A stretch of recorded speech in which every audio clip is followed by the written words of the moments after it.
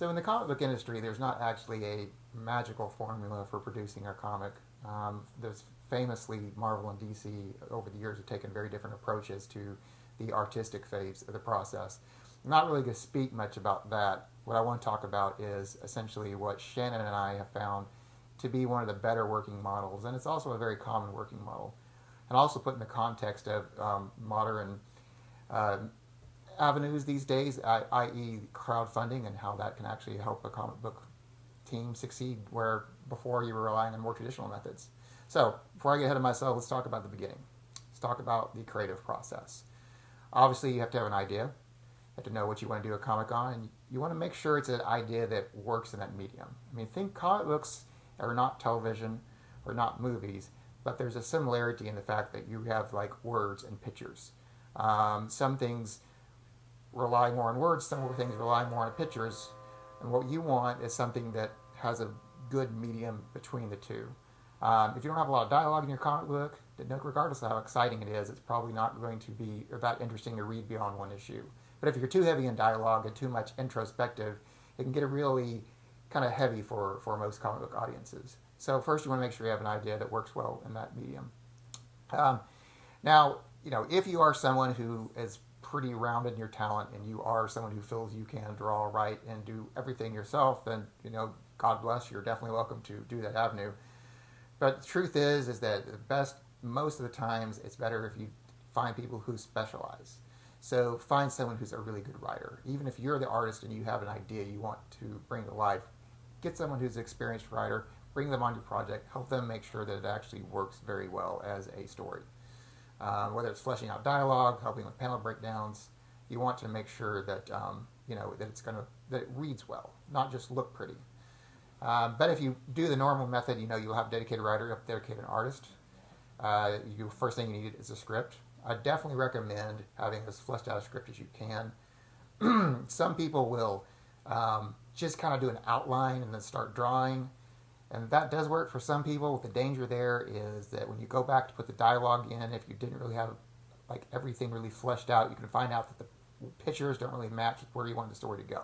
So have a very defined script, panel breakdowns, and everything. Once you have that, give it to the artist. The artist will start to draw it. Whether if you have a pencil and an inker or separate, that approach is fine. It doesn't really matter if you do have a separate pencil and inker. Obviously, you start with the pencils. As pages are completed in pencils and the writer has gone over and make sure there's not any inconsistency with the script, then the inker can start on it. And after the inker gets them, you can hand it over to a colorist. These days, inking techniques are often done digitally. Well, you do have some people who still hand ink, but it's a lot better these days if you can just scan down your pencil work and do inks digitally, because if you need to make any changes, you just start all over. I mean, you don't have to start over the pencils, you just start over the inks. And same with the colors. There's different applications you can use to color a book. Photoshop's probably the most common. And experience with the artists I've worked with is they get the best success out of Photoshop. It's definitely an industry standard in graphic design and has a lot of very good tools. So, but if you find something else that works for you better, then great. But definitely look and we'll see what's out there. You want to find a colorist who's very comfortable doing this digitally and takes a real eye for color. So even if you're a good penciler and inker, you may not have the eye for color. So you want to get some feedback on that and make sure that you have the right person for that as well. So that's the process. I mean, that covers everything but the lettering. Lettering I do on our projects. Some people like to do lettering by hand. I find that to be a bit dangerous because you can't go backwards. I like to do the lettering digitally as well. I use Illustrator for that. It's a very easy way to letter and very easy way to change things around. Essentially what I do with the lettering is that when I get the finished art page, I can even start with just the pencils. I can take the pencils and start breaking down where I'm going to put dialogue and kind of measure it out. But then when I get the actual finished page, I just literally take it in as a layer into Illustrator, put it on there, and then I can just start drawing bubbles and typing in the dialogue. You just want to make sure you have a font that looks very comic bookish and that your bubbles are sized right, not too much space, not too little. And there you go. You've got a comic book. So great. So you have a comic book. Now what? Where do you go from here? You can, what most people want to do, they want to get picked up by a company like Dark Horse or Image, and God bless if you can do that. I definitely would not try to discourage you. You have to understand, though, that if you want to get picked up by a large publisher, It's usually who you know. It's who you know, and you have to have complete work. You'll hear a lot of these publishers say, just send us 5 pages. They're not going to take you very seriously if that's all you send. I mean, I honestly don't know why they say that, because they want to see that you have what it takes to complete a project, and the only way to do that is to complete a project. And if you're someone who's done a miniseries before and you're a known talent, Image or Dark Horse may come and say, hey, we'd like to work with you, and that's great. But if this is you breaking into industry, you've got to go to Image and say, look, I've got this idea for a 4-issue miniseries, and bam, there it is. And maybe colors aren't done, or maybe lettering is not done, but I mean, you've got the hard part done. You want the pencils and the inks, at the very least, already complete. And if you haven't done the lettering, at least have a finished script. And at that point, they realize all you got to do is throw in some color and some word bubbles, and and if they like what you're doing, then they'll definitely go for it. But if you come to them with 5 pages and they look great, they're lettered, they're colored, it's awesome art, story sounds really compelling, how do they know you're going to do another 5 pages? Most artists actually don't have what it takes to do sequential art on a long-term basis, and so they want to see that you are that person. So really, if you want to get noticed by a company like Image, I would definitely take the approach that we've done. And that gets into the crowdfunding approach. Thanks to crowdfunding, you can actually circumvent a lot of the industry. Whereas before, like 1990s, early 2000s, you're really dependent on doing a comic book, getting it printed, hoping Image picked it up, and if they didn't, go to Diamond Distributors, and hopefully they'll distribute it for you as a self-published work.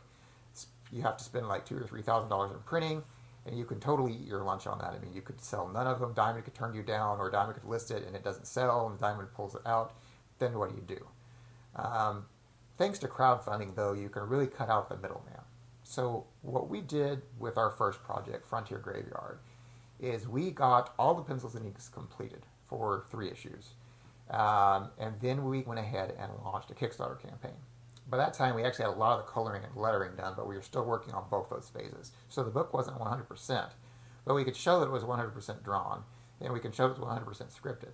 And we were only about a month from completing colors and lettering by the time we actually launched our campaign, which is usually when you launch a crowdfunding campaign through Kickstarter or Indiegogo, a month is about what you're going to want to run it. You can go longer, but I've talked to enough people in the industry who say, no, you want to pick that 30, 31 days.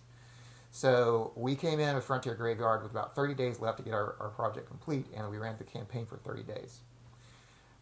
So we can show people out there who are interested in crowdfunding projects that we are not just eventually going to do this, but we pretty much have already done it. We just need their help to take us over the top, to help us go to print. If your Kickstarter is a flop, then you don't go to print. I mean, you don't spend that money. You pull back and figure out a new approach to how you want to get it out there, whether you try to relaunch your crowdfunding campaign and try to correct some of the mistakes, or you just go a totally different avenue. But the point is you haven't spent $2,000 or $3,000 on printing on something you can't sell. If you run your campaign correctly, then there's a pretty good chance you'll get your $2,000 or $3,000. And then at that point, you can go to press. Now, you could then try to approach someone like Diamond and say, I'd like you to distribute our book. That's a possibility. But a long time since I worked with Diamond directly, so I'm not going to talk about that process. I just know that it's a pretty difficult process. But again, if that's something you want to do, you can talk to them. But since you have crowdfunded and raised all your print costs, at this point, the only thing you haven't been paid for is your actual man hours, the work you've done. And if you're getting new into the industry, you've got to expect to lose some of that. I mean, you can't go in thinking you're going to make a bunch of money up front. You've got to come in willing to pay your dues. So if you got your print money, honestly, you're in good shape. So you can then just go have the book printed. At that point, you basically had it printed for free because you raised your money in crowdfunding. As long as you ran your campaign right. And I'm not really going to get into the details of that because that's a whole big conversation in itself. But assuming you have an idea how to run a good campaign, you get your campaign, you get your print money, then you have a full run of books at zero cost. At that point, it's just a matter of marketing it yourself. You can sell it to the web, you can sell it at conventions. Regardless of what you do, you want to do conventions. You want to and you want to have the artist. It's good if the writer's there. The writer usually has a lot of passion for the story. But the artist is honestly, in person, the people want to meet the artist the most. So get your artist who's involved in the project out at cons, pick the biggest ones you can afford, whichever works for whatever geography you live in, and get your name out there and just sort of work it. That'll afford you an opportunity to meet other people who publish comics. who've had more success than you have, and you can learn from them. They'd be more than glad to share their information, their insights with you, and also they might actually be impressed by what you've done. It might actually open some doors for you in the industry. And if nothing else, if you want to keep doing your own thing and just circumvent the traditional process all out, then you can definitely do that. You just keep selling.